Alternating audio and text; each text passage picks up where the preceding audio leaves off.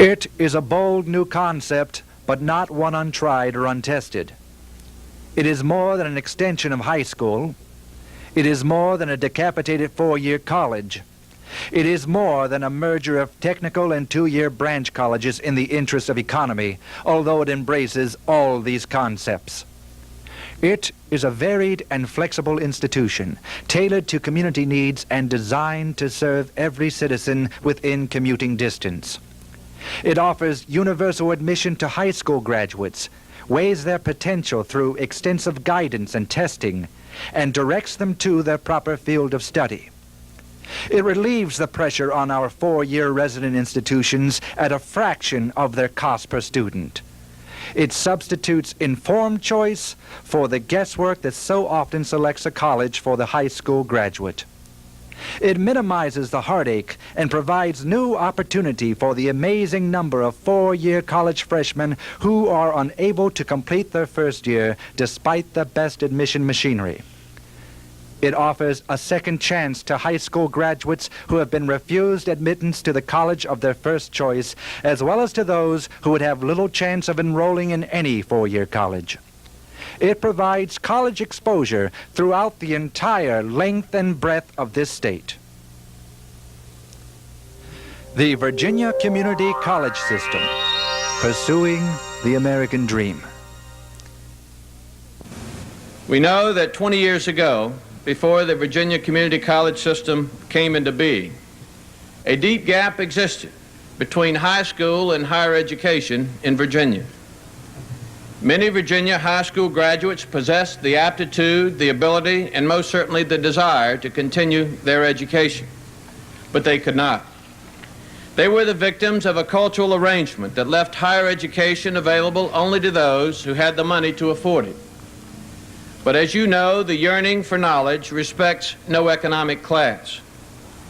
To address this need, both for individual growth and for the Commonwealth's well-being, the community college system was created. From its inception by the Governor and Virginia General Assembly in 1966, the Virginia Community College System has grown to 23 colleges on 34 campuses located to serve the citizens of Virginia throughout the Commonwealth. From urban centers to rural farmlands,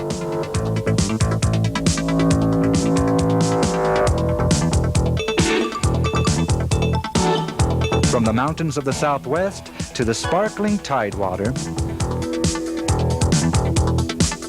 more than 221,000 people attended a Virginia community college last year. With an average age of 30, students in Virginia's community college take courses that enable them to transfer to a 4-year college or university so they can continue their education, develop job skills that enable them to enter a competitive job market, to improve their skills, enhance their career, or enjoy pastime. There are as many reasons for attending a community college as the number of students who attend. In fact, there are more than 220 different occupational technical programs and a variety of transfer degree programs from which to choose. The occupational technical programs prepare students for immediate employment following graduation. If pursuing a baccalaureate or advanced degree is planned, there are transfer programs at all Virginia community colleges. Continuing education courses allow students to take advantage of flexible course arrangements at convenient times and locations to develop new academic interests, upgrade job skills, or train for a new occupation. Courses are also custom developed to meet the needs of Virginia's business and industry and their employees. These customized offerings, often conducted on a firm's own site, encompass a wide variety of subject matter.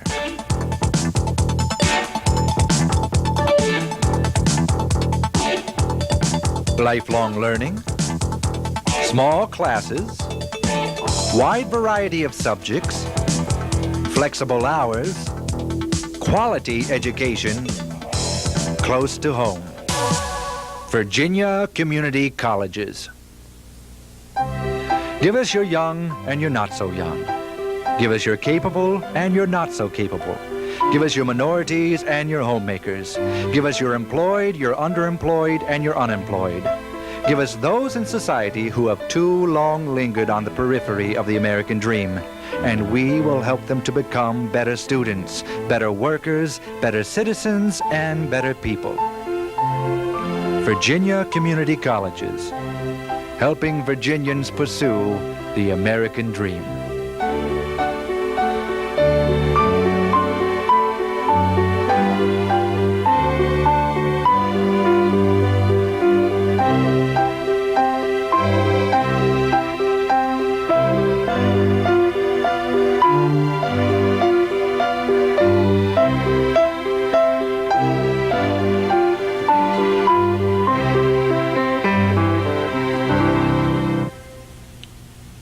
Hello, I'm Anita Poston.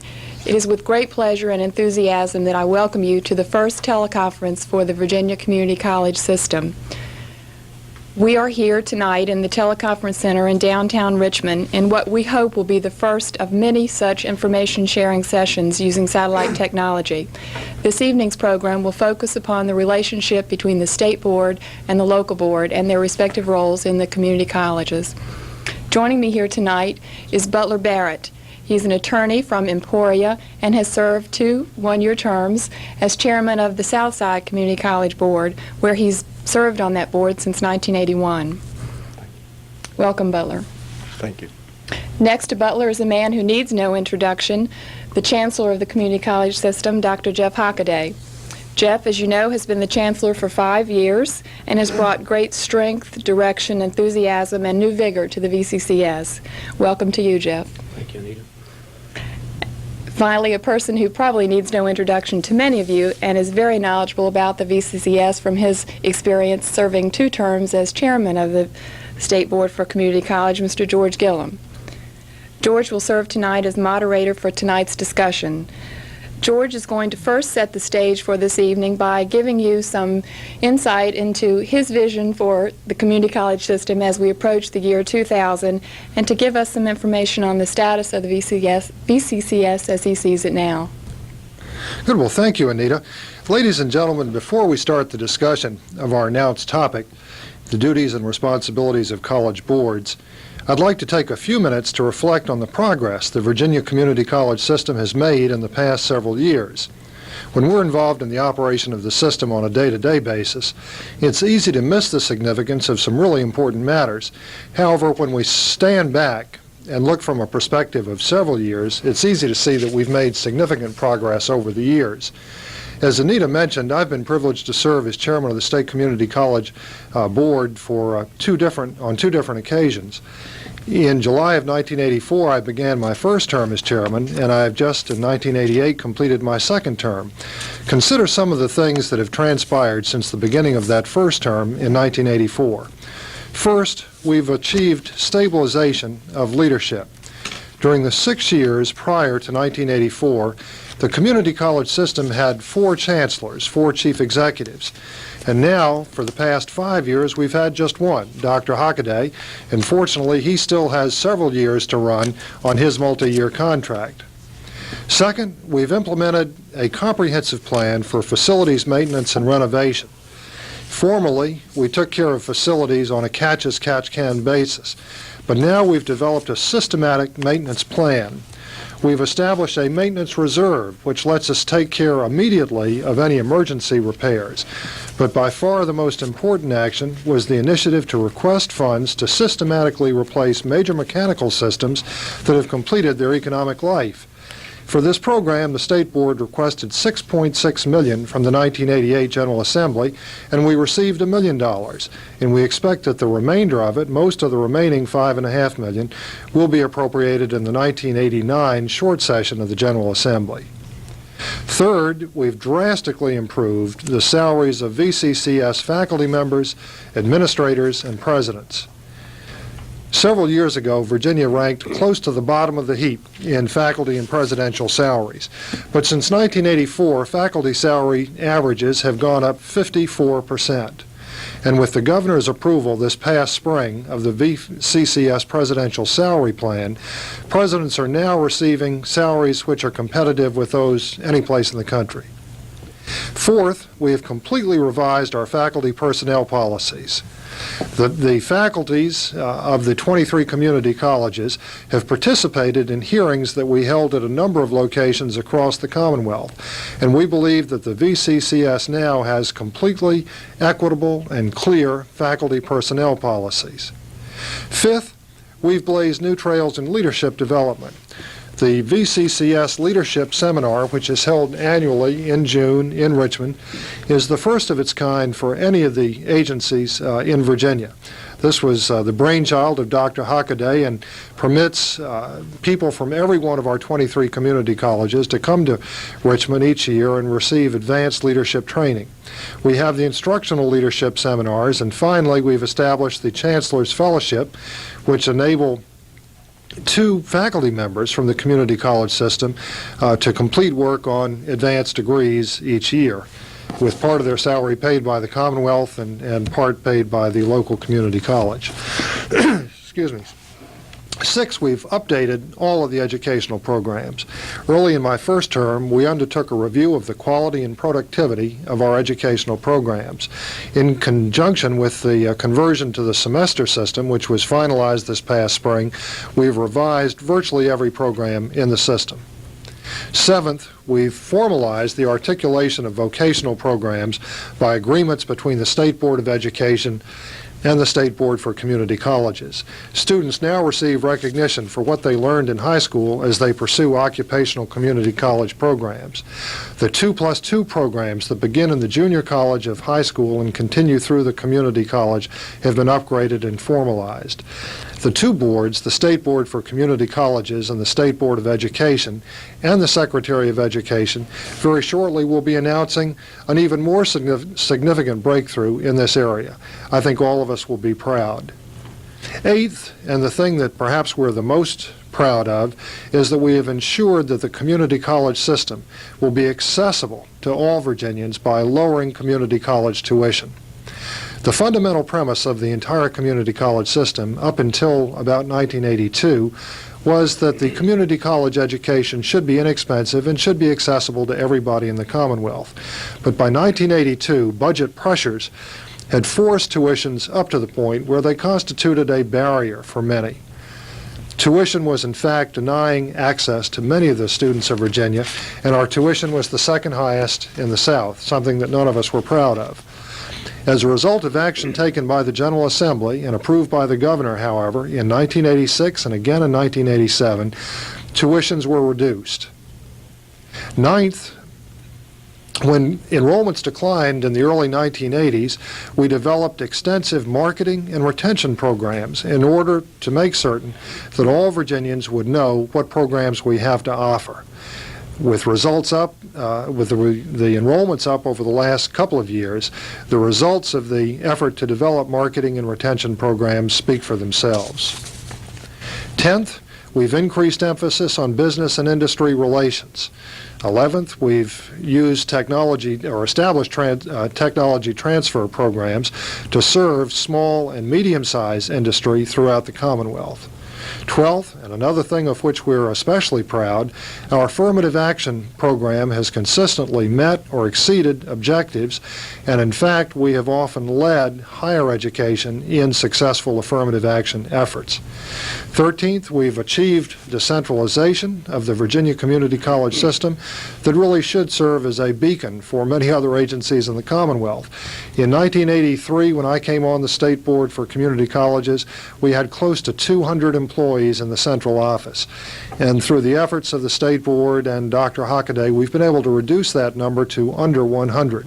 We did this by pushing down many central office functions to the local colleges, such as purchasing, personnel, accounting, and other functions. 14th, we have consistently met or exceeded the management standards that have been set for us by the Belials administration. This last year, the Virginia Community College system was one of only 5 statewide agencies meeting the management standards for this year. It's good to receive that recognition, but even more important is the fact that if we keep it up in the future, we will be able to carry over unexpended end-of-the-year funds for use in future years, and this will give us increased budget flexibility. Our system, the Virginia Community College system, has received recognition by national leaders for the successes that we've achieved. In fact, last year, 3 members of the Board of Directors of the AACJC, the American Association of Community and Junior Colleges, 3 members of that Board of Directors were from the Virginia Community College system. Dr. Hockaday, George Vaughn, formerly the president at Piedmont Community College, and Freddie Nicholas of John Tyler Community College. We've participated and increased our participation in the AACT with particular leadership in that area furnished by Bobby Harrell, who's now at Tidewater Community College, Dottie Schick from the State Board, and in fact, this past spring, the Virginia Community College system played host to a regional meeting of the ACCT in Williamsburg, bringing people from all over the South into Virginia. Part of our success is due because we are now adopting a clear legislative program. In years gone by, each one of the 23 colleges would approach the General Assembly with their own little pet legislative requests. As a result of the work of Dr. Hockaday and Joy Graham here in Richmond and local board members and local board presidents, we've been able to develop a unified legislative plan to speak to the General Assembly with one voice. And because we are speaking with one voice, we're speaking with a lot greater success than I think we enjoyed in earlier years. These are not by no means the only things that could be cited, but these factors serve to demonstrate the variety of ways that the community college system has progressed in a relatively short period of time. The continuation of this progress will be assured as the system faces the challenges between now and the year 2000.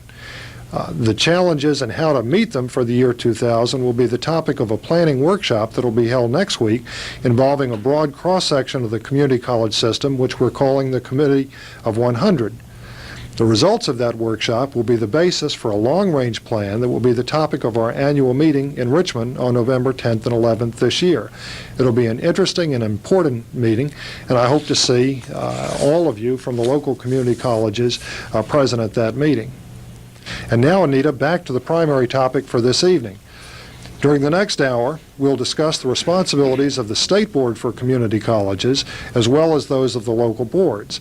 After a discussion among the panelists here in Richmond, you at the 23 colleges will be able to call in your questions and comments from your remote locations from around the state.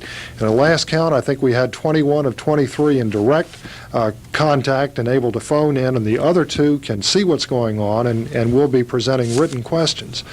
We hope that this presentation will be beneficial to you. I know that many of you have had questions and concerns about the appropriate roles of the state and local boards. So first, we'll hear from our distinguished chairman, Anita Poston, who will describe the State Board, its membership, and its general responsibilities. Anita? Thank you, George. As most of you know, the State Board for Community Colleges is responsible for the establishment, control, and administration of the statewide system of publicly supported comprehensive community colleges established by law in 1966. There are 15 members of the board who are appointed by the governor and confirmed by the General Assembly. Board members serve 4-year terms and may serve no longer than 2 terms. Membership is composed of persons selected from the state at large. No officer, employee, or member of the governing board of any public institution of higher learning or of any school subject to the control of the State Board, or any member of the General Assembly or State Board of Education is eligible for appointment to the board. Current members of the State Board serving with me include Vice Chairman Lawrence H. Fromme III from Richmond, T.A. Carter, Jr. of Salem, Richard G. Dick of Winchester, George Gillum of Charlottesville, Irving M. Groves, Jr. of Martinsville, Evelyn M. Haley of Norfolk, L. Jack Height of Clarksville, George J. Costel of Clifton Forge, Leonard W. Lambert of Richmond, Robert E. Parker, Jr. of Suffolk, Nellie B. Quander of Alexandria, Dorothy M. Schick of Falls Church, George J. Stevenson of Emory, and Doreen S. Williams of Falls Church. The general responsibilities of the State Board include the authority to control and expend funds appropriated by law, set tuition, fees, charges, prescribe the duties of the Chancellor, and confer diplomas, certificates, and associate degrees. It is, by law, the governing board for the VCCS, a single statewide institution of higher learning. Thank you, Anita. And now we'll hear a general overview of the local boards from Butler Barrett. Thank you, George. First, I want to say how pleased I am to be here. I've been on the Southside Virginia Community College Board for some 7 years, and I've heard many local board members express concern and confusion about some of the areas over which they have responsibility. In fact, I know that I have been confused. I recall I have communicated several times with Dr. Hockaday concerning this, and we've talked back and forth. I think this program is an excellent way to help clarify this topic. Each of the 23 community colleges has a local board ranging in size from some 9 to 15 members. There are currently some 283 local board members serving their respective community colleges. The members represent the political subdivisions that sponsor the community college. The members must be residents of the college's service area and include persons from various businesses, industries, and professions. While appointed by the political subdivisions, all members are at large and are charged with the responsibility of serving the best interest of the whole region being served by the community college. Local board members, like the state board members, serve 4-year terms. Butler, and I think it should be added that local board members, like state board members, serve without compensation. But thank you for that brief overview. Let me ask you, Jeff, what you see as the major responsibilities of a local board. George, the overriding major role of the local board is to serve as a channel between the localities and the state board. Now, this can be done several ways. One, it can be done in an avenue such as this one. It can be done directly through a written correspondence with the board chair, or with me, or with any member of the board, or with direct personal contact. Through the annual meeting is an excellent way to do it. But basically, it is to serve as a channel, or these boards are to serve as a channel of communication between the localities and the state board. Also, as an advisory board, they participate in the selection, evaluation, and, of course, removal of a college president. Anita, does the local board have any responsibility for the college budget? The State Board, as the governing body for the system, controls the funds which are appropriated to the community college system. The local board does, however, review and approve a budget for the expenditure of funds received from the localities, as well as expenditures of revenues from vending commissions and auxiliary enterprises such as bookstores. And Butler, as one who has served on the local college board since 1981, what is the local college board's role in personnel matters at the college? As I understand it, George, the local board's only role in personnel matters is that they are informed of them by the college president. It is important that the board knows about personnel matters, but in the general day-to-day administration of the college, it is the responsibility of the president, or, as I understand it in some cases, the chancellor and the system office staff.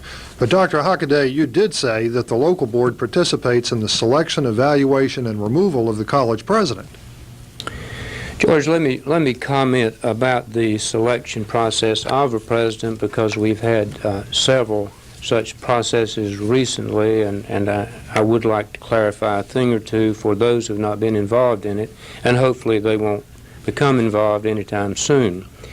But basically, once the candidates have been screened down for capabilities as far as certification is concerned, the board chair and I sit and go over each candidate and try to reduce the number to something like 20. Now, usually we're working from 75 or so applicants, trying to get it down to a workable number of 20. We're worrying about being sure that ethnic groups are represented, being sure that geography and so forth are represented in those that are left. Now, once we get down to the 20 or so, then we have a committee we call in from the system, which is made up of presidents, faculty members, and deans who reduce this number further into a number that we consider is interviewable, and the number is generally 8 or so. Then systems office interviews are conducted by the aforementioned groups, and we try to reduce the number then to 3 or 4 people.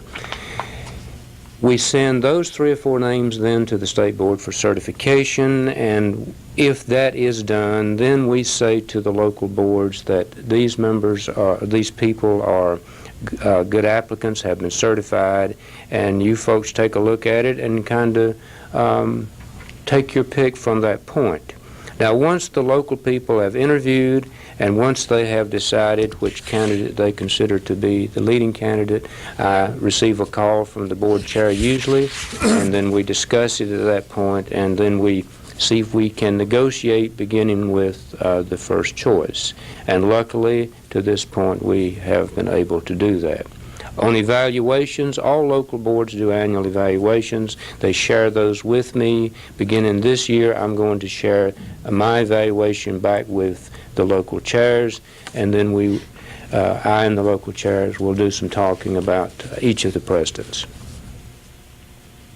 Okay, I think we've covered many of the general points about the role and responsibilities of the state board and the local boards. So now it's time to give the local college board participants a chance to ask one of our panelists a question. I will, for the sake of technological ease, call on each college in turn. And as I call on your college, please ask your question or indicate that you do not have one. We have a list here for the order in which they're supposed to go to make the switching back and forth easier. The first one will be a question from Tidewater Community College. Wood, Tidewater Community College, how often should local boards meet? Anita, how often do you think local college boards should meet? Well, the State Board for Community College meets every other month, although on occasion we have met more frequently as the need arises. I think it's probably a good idea for local boards to meet at least quarterly. Meetings that are fewer than 4 times a year probably are not frequent enough because they do not give the board an opportunity to really understand what is going on in the campus. Okay, I think the next one is Northern Virginia Community College. I certainly want to congratulate Northern Virginia Community College on the extremely well-done report that they've been putting out, but I must confess a little bit of disappointment with the first issue. There was one page that did not have a picture of my good friend Dr. Ernst on it. But it was an excellent publication. Do you all have a question there? Nancy Perry, Northern Virginia Community College. My question is, should local boards have committees structured like the state board? Butler Barrett, as our local board representative, what is your opinion? George, I would have to admit I do not know exactly what the committee structure is of the state board, but I do understand that many local boards do structure their committees like the state board and have an executive committee, academic and student affairs committee, etc. Because the responsibilities of the local board are different from those of the state board, I understand some have opted for committees that are more in line with their needs, perhaps marketing, for example. Some boards have chosen not to have committees, but to act as a whole for the areas for which they make decisions. At Southside, for example, we have 5 committees, basically. We have buildings and site, curriculum and community relations, finance, personnel, and student services. Each board, I think, needs to make the decision to do whatever works best for them. My own personal reaction is some committees are helpful and make things go smoother. Nancy Perry, you've been chairman of the local college board there for, I believe, 2 years, and of course Northern Virginia is the largest system in the college. Do you all have any other questions for members of this panel? Not at this time. Thank you, George. Okay, thank you, Nancy. Next is Danville Community College. Yes, this is Danville Community College. Does the local board decide on what academic programs to offer?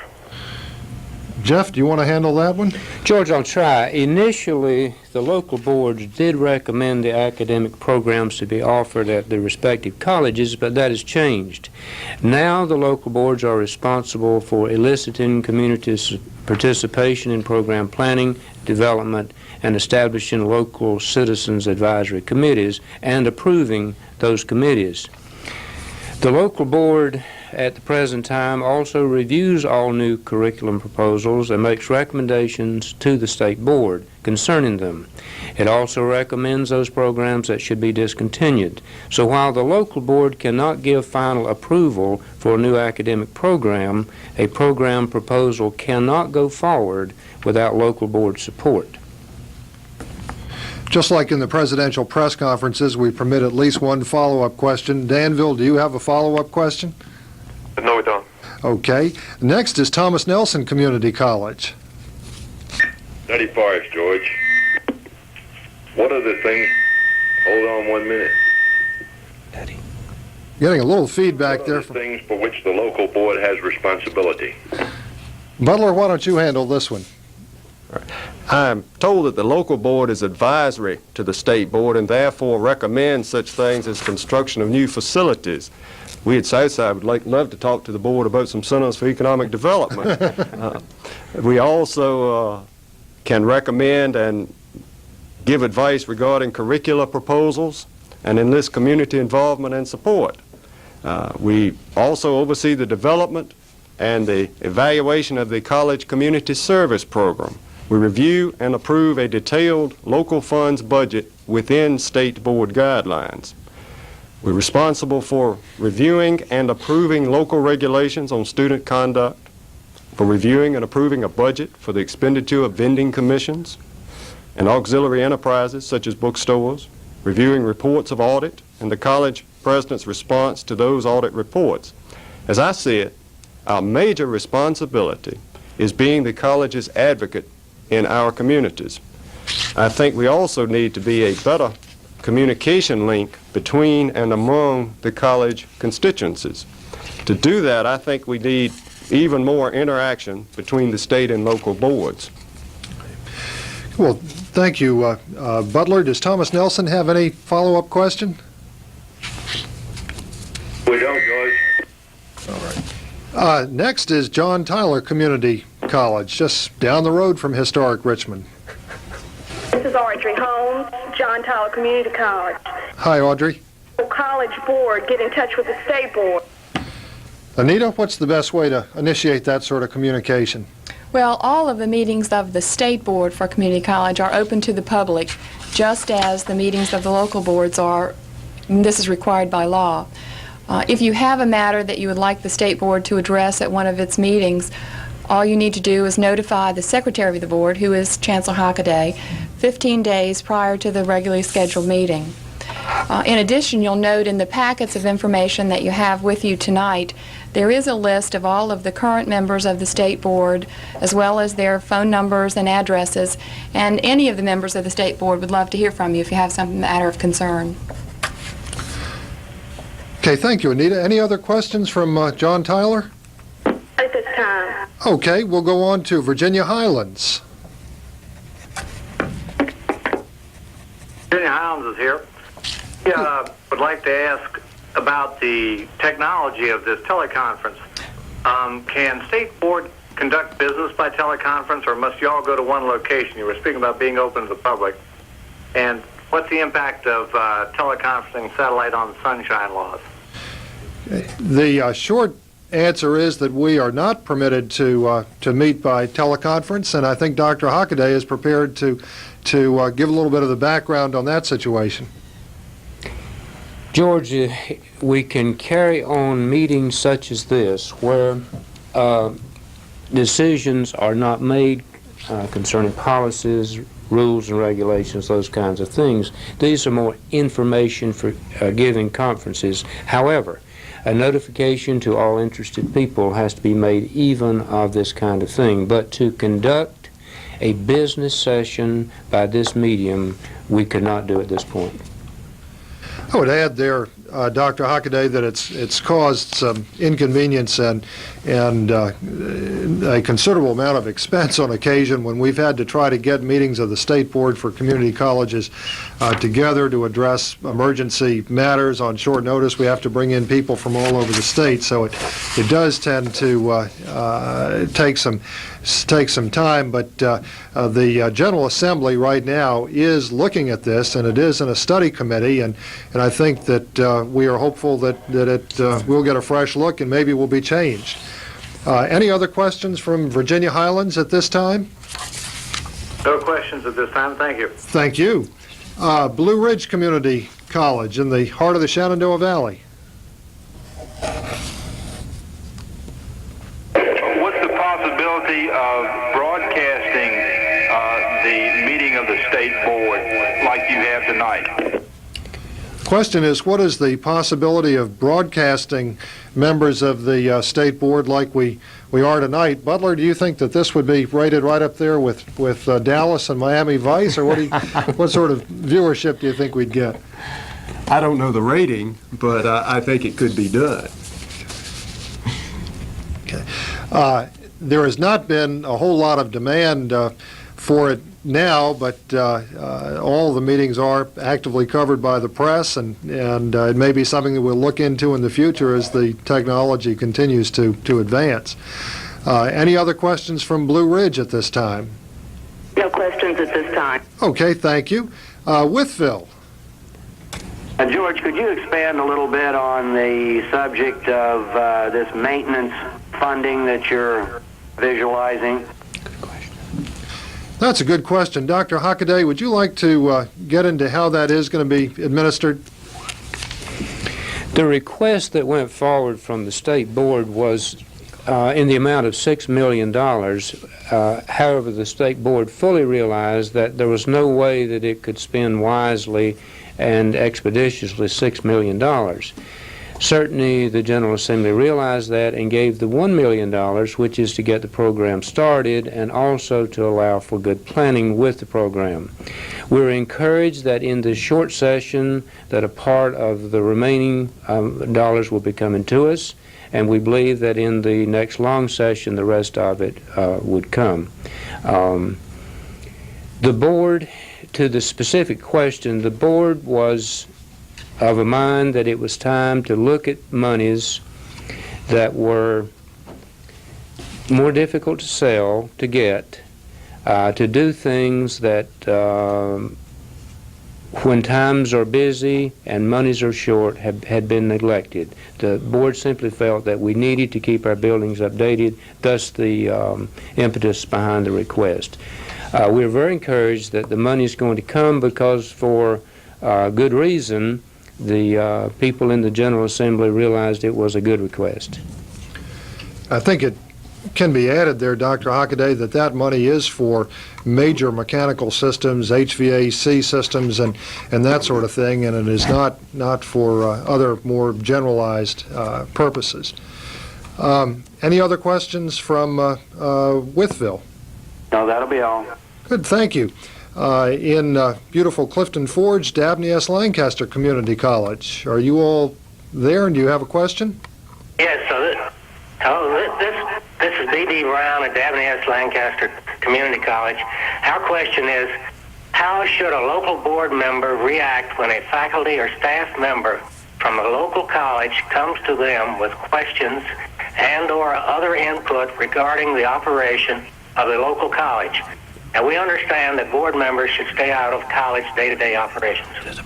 Yeah, that's a question that is, I'm sure, confronted every one of us who's ever served on a local board. And by the way, more than half the members of the State Board for Community Colleges have either been faculty members at local community colleges or have served on local boards. So there has been a fair amount of local board experience by the members of the State Board. But Butler, could you answer that question about how a local board member should react when confronted with that sort of question? George, I don't think we can take a role or a position in personnel matters, as I had indicated earlier. I think we would have to say simply to this person, we have to refer you to the proper authority, and in this case, it would be the president of the college, I think. Good. That is the procedure that I think is followed, and it keeps things in the proper chain of communications. Are there other questions at this time from Dabney S. Lancaster? We have a second question. The VCCS policy manual makes the following statement regarding attendance at college board meetings. And it goes on to say, failure to attend meetings of the college board shall constitute causes for the removal and replacement of the college board member.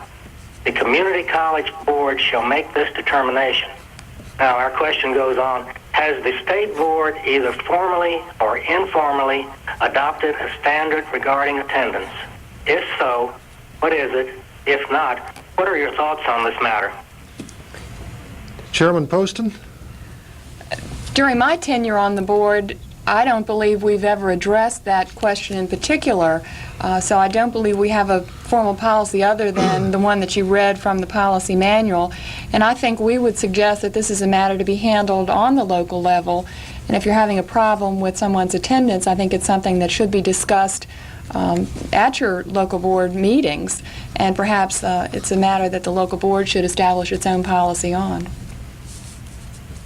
I think we're fortunate that of the 283 volunteer members of the local boards, the vast majority of them are extremely conscientious and diligent, and most of them spend a lot more time than they're required to on the local colleges and being involved in promoting the local college. Are there any other questions at this time from Dabney S. Lancaster? Well, that's all, thank you. Good, thank you. Virginia Western Community College in Roanoke, are you all there? We are. We're interested in knowing if the Facilities Committee plans another tour of the campuses. I think at this time I'm probably the member of the Facilities Committee who's at the table, and the answer to that is yes. I think that the Facilities Committee over the last couple of years has visited every one of the campuses in the system. And as needs arise and as the Facilities Committee has questions about needs on the campuses, the Facilities Committee will continue to visit the campuses. The chairman of the Facilities Committee this year is T.A. Carter of Roanoke, and T.A. is an architect by profession and has been involved in the building and construction and maintenance and ownership of buildings all of his life, and there simply couldn't be a better person to work on those needs. The chairman of the Facilities Committee the past couple of years has been Anita Poston, who now is chairman of the state board, and so we have a lot of expertise and a lot of familiarity with the facilities in, I think, very sensitive positions. Are there any other questions from Virginia Western? Thank you. We have no other questions at this time. All right. Central Virginia Community College in Lynchburg. Do you all, gee, that's a pretty picture of your campus that's on the screen now. Do you all have questions? Yes, we do, George. My name is Mac Mahaney. I'm starting my 6th year at CVCC, and I think your answers so far have been very good as far as state and local board interface. But I'd like to ask a question concerning the combined state and local board interface with other states or organizations, okay? Go ahead, Mac. At the ACCT seminar in Williamsburg last May, we learned a lot about, or I learned a lot about other two-year colleges, in particular the local board's activities and responsibilities elsewhere, and of the foundation board activities. So I have two questions. I can give you one at a time or both, and we can take them separately. The first is, how does the state board feel about the local boards being involved in ACCT, and how does the state board get involved with the ACCT normally? After that introductory question, I'd like to ask, does the future progress of the VCCS with respect to new buildings and professional development of the staff depend upon our ability to increase foundation funding? Mac, you get the award for the toughest and most comprehensive question so far tonight. I'm going to ask Dr. Hockaday, if he would, to respond to the first part of your question about the relationship with ACCT, and then I'm going to ask Chairman Poston to respond to the second part of your question about the need for local foundations to increase their efforts and their contribution towards funding. Dr. Hockaday? Mr. Mahaney, the question you ask about ACCT is an excellent question. The answer to your question of should you get involved is obviously yes, and the state board is taking the position that local boards really ought to get involved. But, Mac, you've got to be real careful with this one because the ACCT is an acronym that does not quite fit the organization because ACCT, and the T means trustees, and a lot of states do not have trustees. A lot of states have just regular board members. Some states have advisory boards, such as Virginia has, and some states have no boards at all, such as Alabama. So when you attend the meeting, you're going to be sitting in a room with people that range from the ability to levy taxes. They run for office, they're elected, they can levy taxes, to boards that are appointed by the governor, such as Florida, to boards that are appointed by the General Assembly and local school boards, such as North Carolina, to boards that are with various other mechanisms of appointment. The boards have different powers.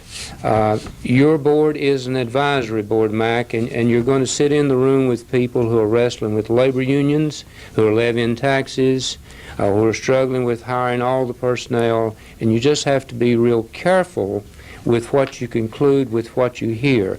But, Mac, you really need to participate because if you want a good community college education, attend the ACCT. The state board really encourages your attendance and participation. The way you become affiliated is simply let Johnny Merritt know that you want to be involved, and I'm sure that the master there will figure a way to do it. Hey, thank you, Jeff, and I want to make sure, Mac, that I correctly got your question. As I understood it, you asked whether or not the future expansion, development of facilities and programs would be at least in part dependent on increased support from the local board foundations. Is that pretty much the gist of your question, the second part of your question, Mac? Well, what I'm driving at, George, is that the ACCT predicted that budget funds were going to fall off in a near term, in like 10 years, 5 to 10 years. And in that time period, we're going to need more money for buildings and for staff development and other things. Now, should we all in the state get busy and accelerate our foundation boards, or do you think you're going to be able to get enough legislation to give us enough money that we don't need that? Okay, so what we're being asked to do, Anita, is to look into the crystal ball and try to predict whether or not the Virginia General Assembly will continue the excellent level of support that it's provided in the past, or whether or not we'll become increasingly dependent on private sources of funding. And you want to take a look into that crystal ball? Well, my crystal ball is not very clear right now, but I will give you Anita Poston's vision of the future. We'll be meeting as a state board for a retreat and a planning process towards the end of September, 1st of October, at which time we're going to be addressing the future of the system, One of the issues I'm sure that will come out of that is the future funding mechanism and what support we might well see in the future from the General Assembly funds.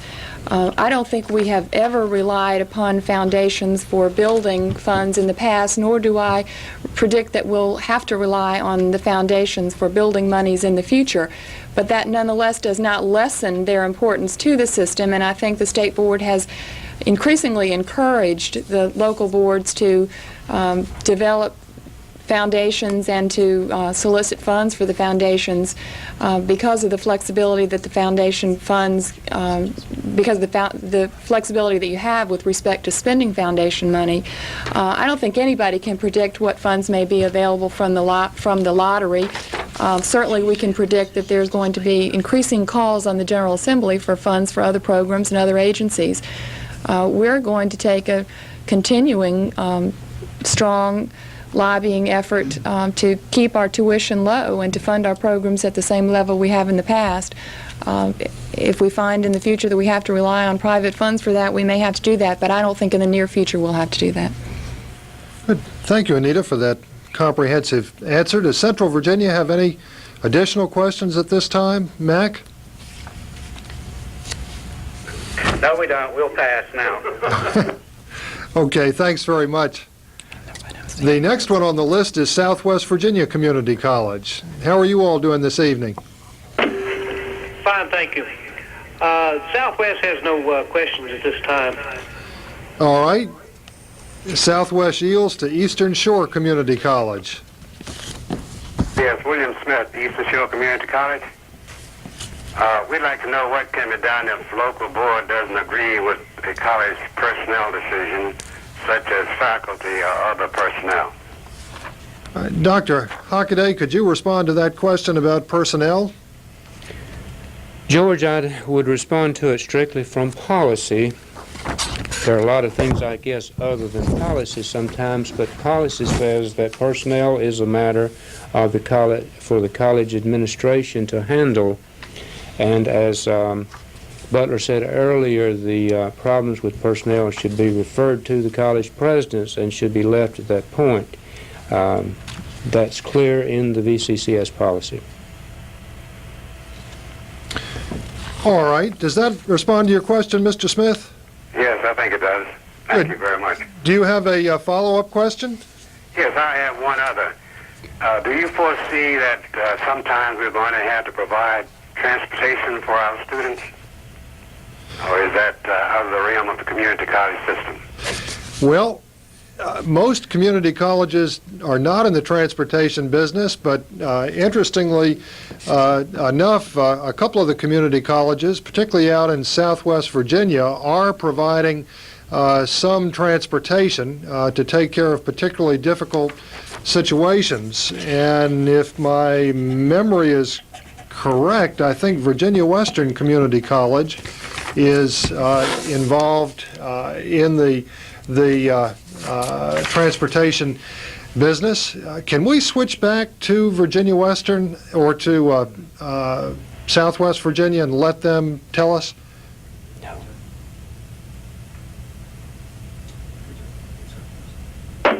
Yeah, this is Southwest. We do provide transportation.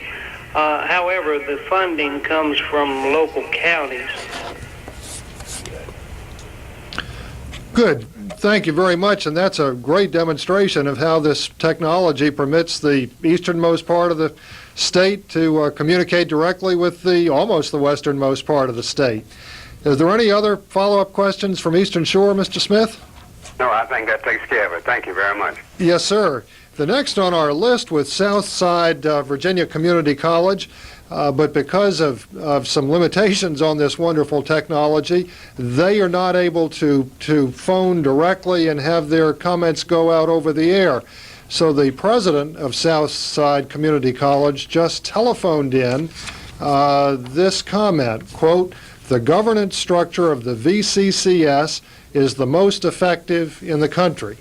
Dr. Hockaday, would you like to comment on that? I don't know who that came from at Southside. My guess is John Cavan, the president, because I've heard him say that, and John's a fairly well-traveled president, not in the fact that he's moved often as president, but John is very active in national affairs and sees a lot of systems throughout the country, and his opinion is that the VCCS is a good managed, good working system. And John, if that's your comment, I'm sure these board members and the others who are here with us in this building deeply appreciate that. Good. Thank you, John. And the next in the rotation is Germanna Community College. Germanna, do you all have a question for us this evening? Second. Chairman. Tonight you noted that fund. Any limitation how them and example, and you can teach yourself. That unfortunately, there was a little bit of breakup in the communication there, and we could not understand it very clearly. Could you go back and ask them to talk very, very clearly into the microphone there at Germanna? I think it may be because the speaker is not addressing the microphone directly. The local board approves the local funds for the college. Are there any limitations of what the local board can use the funds for? For example, can we use local county funds that are provided for the county, but that are provided for the board to be used for salaries of teachers? Okay, that was much better. We could understand the question. The question was, were there any limitations, or are there any limitations on the use to which local board funds can be put? Are there any, can local board funds be used to supplement faculty salaries? Butler, would you like to address that? It is my understanding, George, that there are limitations that are set forth in state board policies that are written, and that those limitations, among them, are that these funds cannot be used for faculty salaries. But that's my understanding of it also. Is there a follow-up question from Germanna? Yes, it is. What can be done to give local boards more authority to provide funding for marketing efforts? Okay, the question is, what can be done to give local boards more authority to provide funding for marketing efforts? Dr. Hockaday? The local board has all the authority it would wish to use local funds in marketing, as long as those local funds come from foundation. Now, while the foundations are supposed to be somewhat arm's length from the local college board, that is not always the case, certainly at this point, and probably should not be at this point. But funds such as foundation funds or money from any private source could be used, Mr. Board Member, in any way that you saw fit in the marketing program. Now, as of interest to you, there's a study going on at this point which has been spearheaded by the Secretary of Education, which we believe will loosen some of the regulations concerning the use of state dollars for marketing. And it would be a very pleasant time if we could announce to you in the springtime that that had come to be. But you could use foundation funds or monies from private sources to do whatever you'd like to do in the way of marketing. Good. Thank you, Dr. Hockaday. Is there any further follow-up question from Germanna at this time? At this time. Thank you. Next is Rappahannock Community College. How are you all doing this evening? We're doing just fine. Can you hear us? We can hear you perfectly. Okay, great. This is just a little different twist on a Germanna question, I think. Some local boards are confused as to what college expenses should be funded by local funds and what state funds should include. Good definition of what state funds should include, and I'm thinking specifically about furnishings and paint for the building and that type of thing. Dr. Hockaday, I hate to keep picking on you, but as this is a pretty technical budget question, I'd like to ask you to respond to this one. George, let me respond, and then let me leave a caveat. If I misspeak this in any way, my staff will correct me tomorrow, and then I'll be glad to communicate with the local board chairs. The state provides dollars for maintenance of the buildings, and those monies for the upkeep of buildings should be state dollars. Local dollars are not required to be used for that. I'm just not clear at the moment if it would be illegal to do that, and I guess the best answer I can give there is to check and let you know. But obviously state dollars are the dollars that should be used for maintenance of buildings. Okay, is there a follow-up question from Rappahannock? Yeah, we have a short one, George, and I'm sorry I didn't introduce myself. I'm Gary Gretner. Hi, Gary. The last question is, are the decisions of the local boards covered by any type of liability insurance, or is there a vulnerability incurred by us local board members? I'd like to ask Butler, who is a local board member as well as a distinguished attorney at law, to respond to the question of the possible liability of local board members. George, I believe that local boards come under the recently passed statute, that it provides some civil exemption from liability for people who serve without pay, basically on various and sundry boards. Okay. Good. Are there any further questions there, Gary? No, indeed. Thank you very much. Thank you for participating. Next on the rotation is J. Sargent Community College in the heart of Richmond. Good evening, J. Sargent Reynolds. Good evening. We have no questions at this time. All right. Thank you. And then to the Center of Known Civilization, Piedmont, Virginia Community College. Hello, George. This is Kay McNett, a new member of the Piedmont Board. I have a follow-up question to Dr. Hockaday about the presidential selection process. As you know, we are involved in presidential selection process right now at Piedmont. Dr. Hockaday was outlining the process before the local board gets the nominees, and I was not clear about one step in that process. After the committee of presidents, faculty, and deans have reduced the number to 8 or so candidates, he then said there was another interview by somebody to reduce it to 3 or 4 before it's sent to the advisory board, and it's that step I'd like to understand. Good. Thank you, Kay. Dr. Hockaday? Kay, the step of interviewing the 8 or so to reduce to 3 or 4, the interviewers are the same group that does the initial screening down to that number. That group is comprised of the 2 vice chancellors, myself, and then the committee from the field, which consists of 2 presidents, 2 deans, and a faculty member. The same group that did some original credential screening. Kay, does that clarify that for you? Yes, it does. Thank you. Good. Do you all have a follow-up question there? Yes, George, I do. This is Jim Batten, also at Piedmont. You have talked a lot about the activities of the state board this year and the many good things that you've done. And we've also heard that there's a retreat that will be planned. I was wondering how many days per year that are now required for the state board members to conduct their activities. Okay.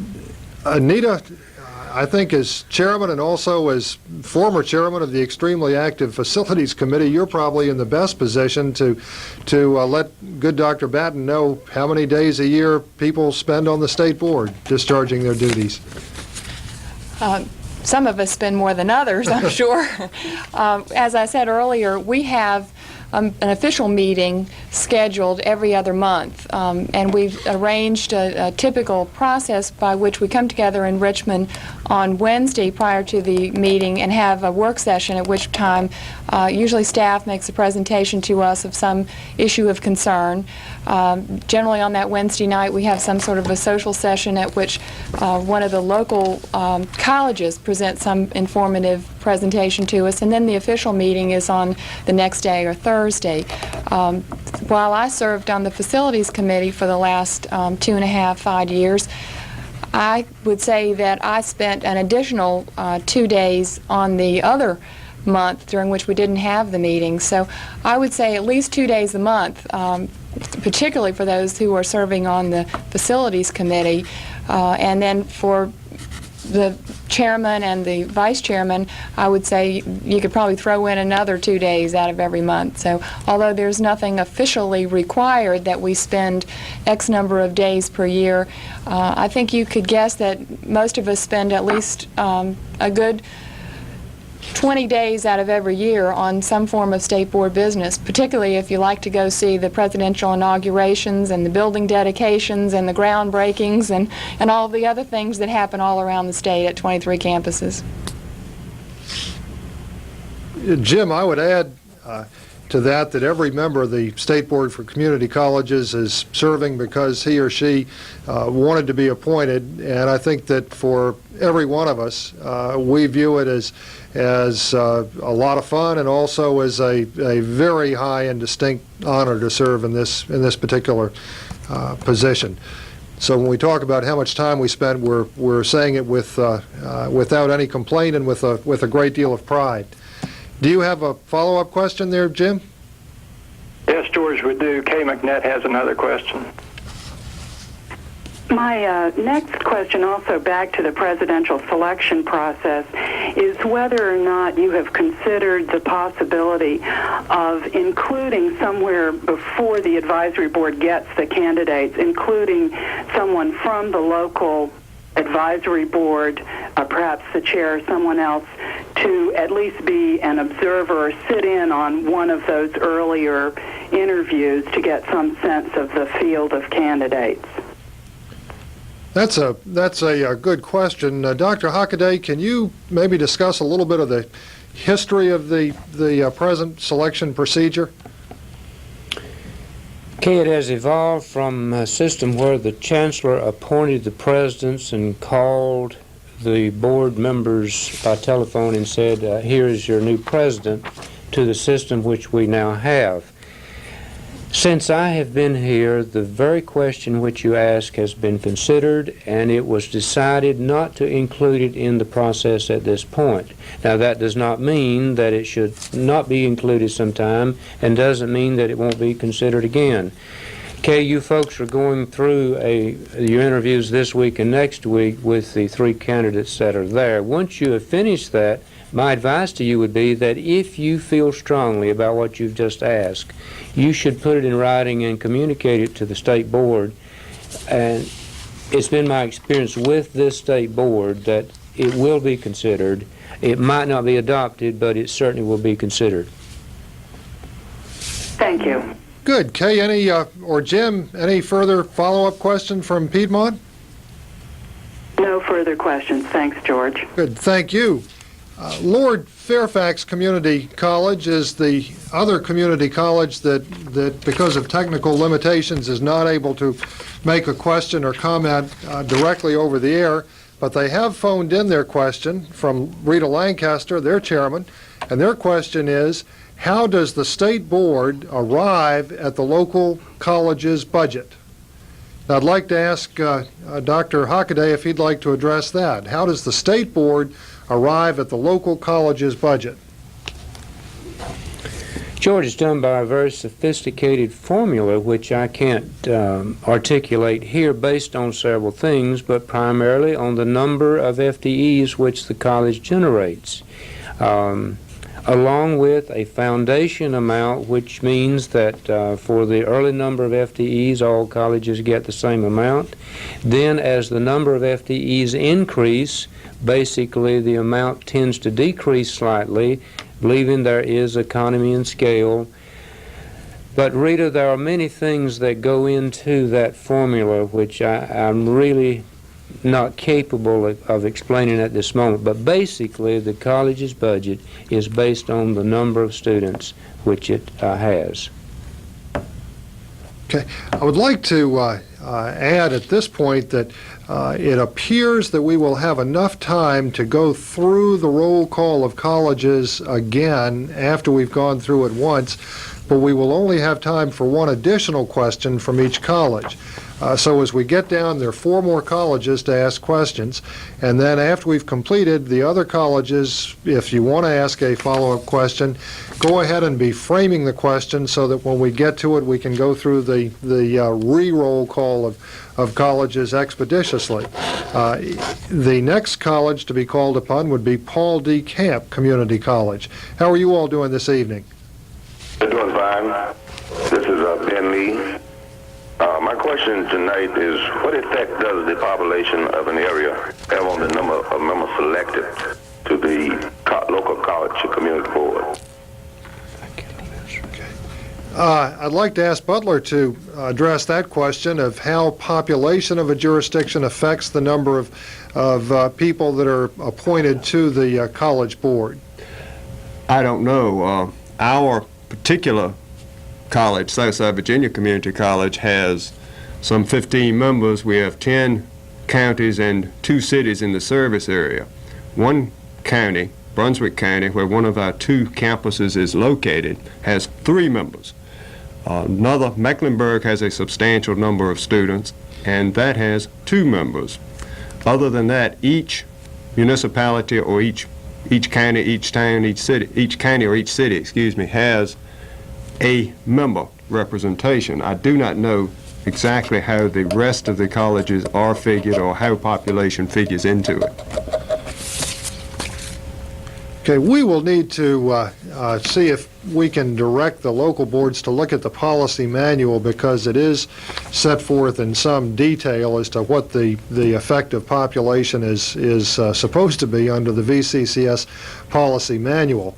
Is there a follow-up question from Paul D. Camp? No, thank you. Well, thank you for participating. Back to the western part of the state, to Mountain Empire Community College. How are you all tonight?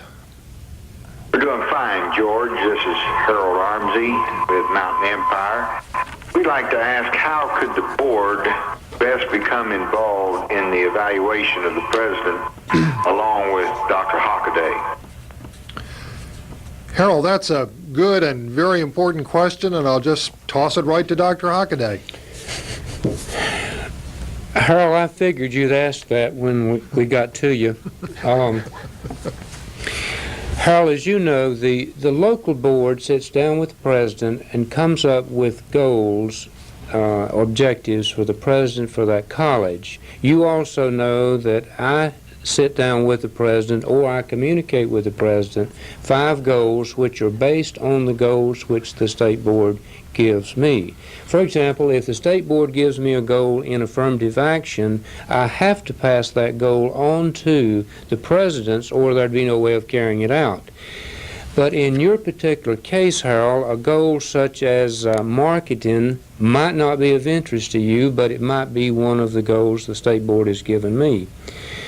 So what you do is you come up with goals that are different from the ones which I have for the presidents. And when you complete your evaluation, you mail to me what you've done. And when I complete mine this fall and spring, I will mail to you what I have done, and then we will compare notes.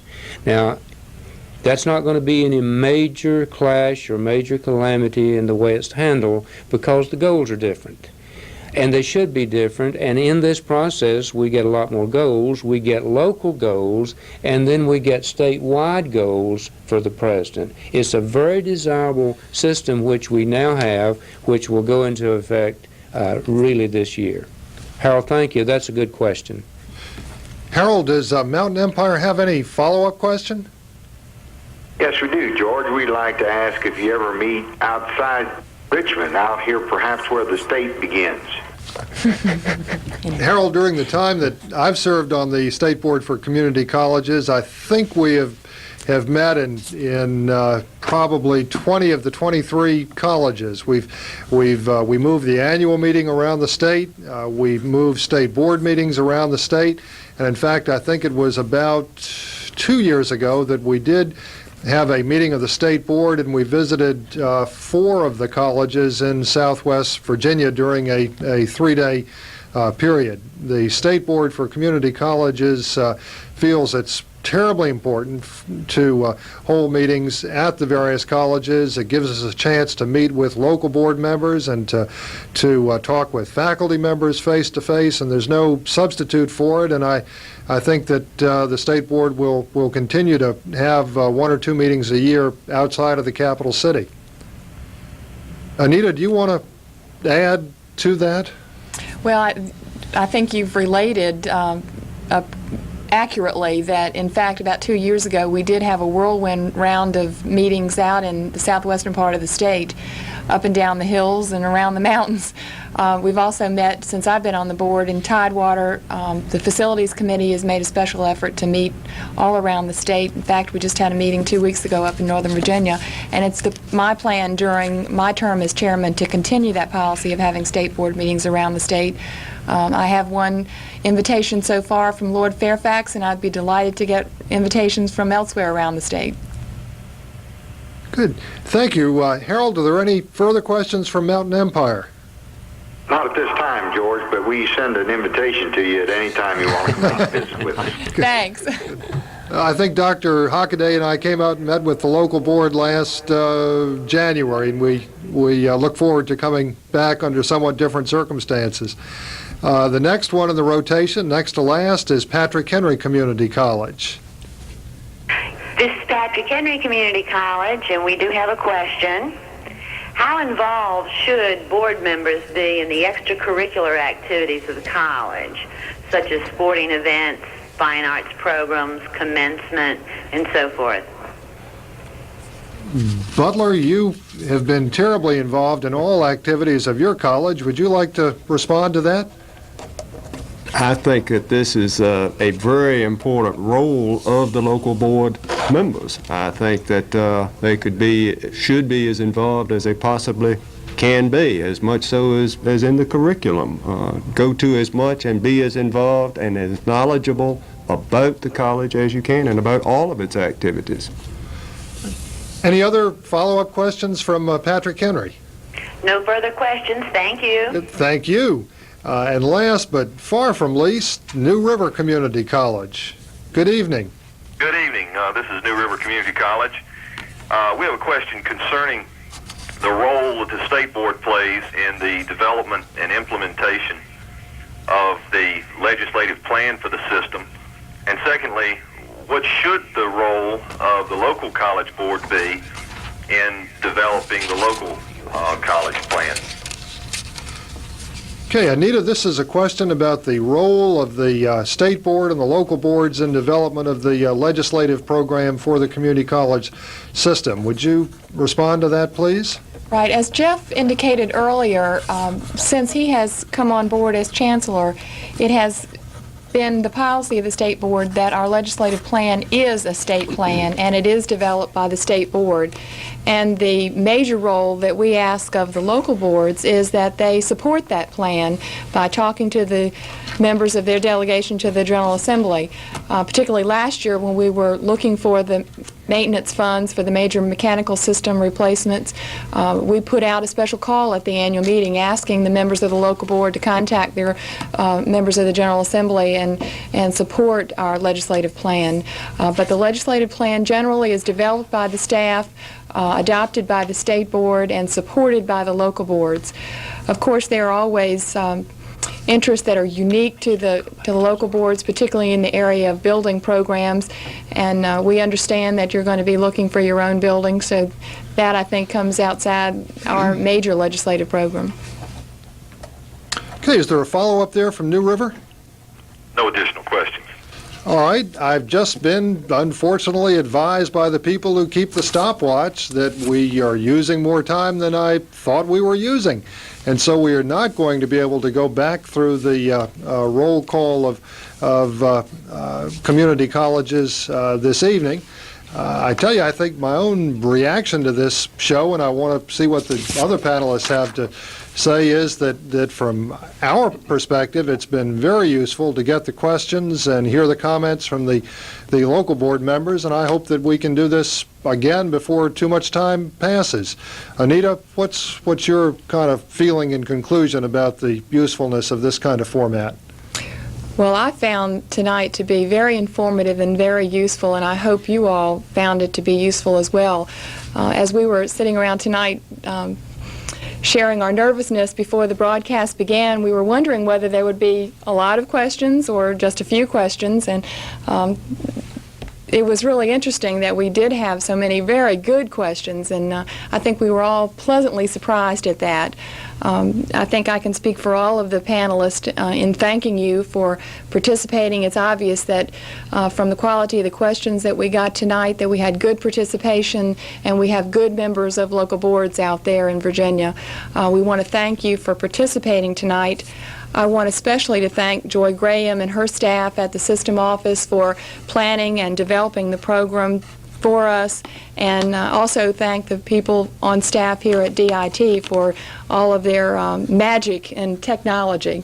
So I guess that'll be it for the evening. I think most of you have plans for continuing on with some sort of further orientation and programming with your presidents at the localities. But that's all we have planned for this evening here in Richmond. I'd like to ask Butler Barrett if he would like to give a little concluding remark on behalf of the local boards that he is so ably and well represented here tonight. George, thank you. Yes, I want to tell you how very pleased I've been to be able to be here and to be involved in this. I think it has been most useful and a very good beginning. I would stress beginning. I think that if we leave here tonight and do not continue a connection and a communication between the local boards and the state board and the state office, then we will not have accomplished much. I would respectfully submit that the state board could consider being the moving party in perhaps coming to the local boards and saying to us, here's what is going on, here's what we are doing, here are the problems we have. For example, Anita said, help us with the legislative program. Well, let us know what the program is, communicate directly with us, and more than perhaps saying, come to our meetings and let us know a few days in advance, and that's fine. But I think this has been an excellent start. I would only remind you that the system got to where it is, and it is a great system, by going to the people. And I would suggest respectfully again that the state board perhaps come to the people a little and meet around the state. I was very glad to hear that you're thinking about doing that. I've enjoyed it. Thank you. Thank you, Butler, and thanks to all the members of the local community college boards for participating. It takes a big chunk out of everybody's time. It takes a lot of effort to coordinate something like this, and I certainly hope that members of local boards and local faculty members and so on who may have been participating in this will take the time to let us know, send a letter, phone call, or whatever. Let us know if you think that this is a worthwhile thing to do, or if you'd rather spend the time watching arena football or something. I think we felt it was worthwhile, and we do hope to hear from you. But thanks very much for participating tonight.